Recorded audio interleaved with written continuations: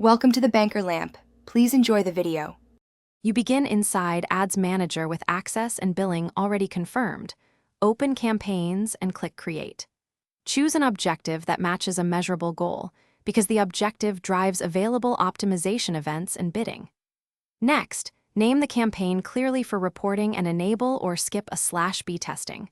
Once decided, pick daily versus lifetime budget and set initial spend limits. Make sure to pause and review objective to budget alignment so you don't optimize for the wrong result. Now you build ad sets where targeting and delivery live.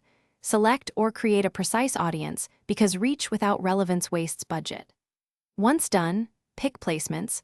Automatic placements maximize delivery, while manual placements let you prioritize feeds, stories, or in-stream slots. Then select the optimization event that matches your objective and set bid strategy like lowest cost or target cost. Finally, schedule start and end dates and adjust the conversion window so attribution matches your sales cycle.